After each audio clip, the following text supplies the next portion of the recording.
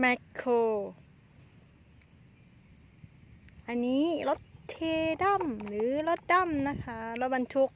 เดี๋ยวเรามาตักดินตรงนี้กองนี้ให้หมดกันเลยดีกว่ากำจัดดินกองนี้ด้วยกันเริ่มเลย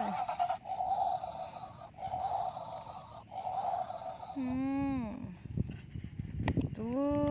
น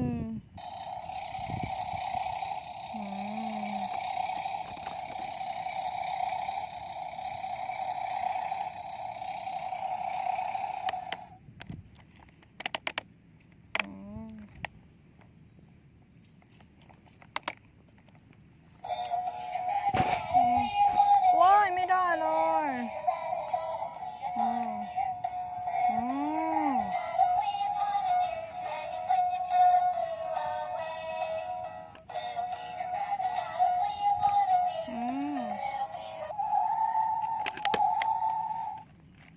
นี่ตักแบบนี้นะคะน้อ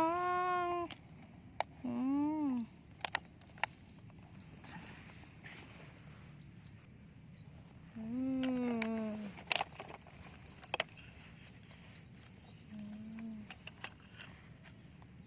ตัว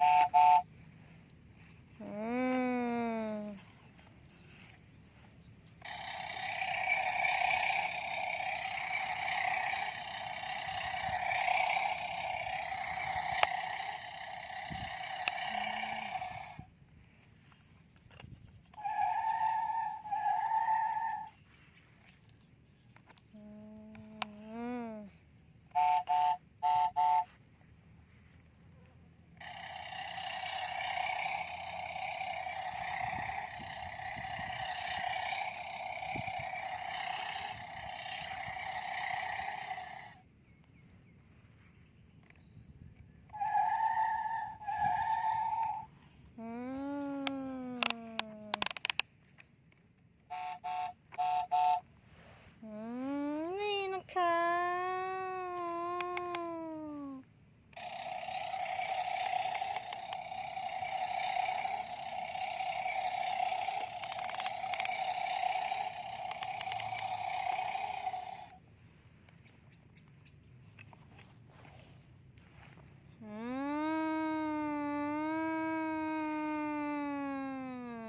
ว้า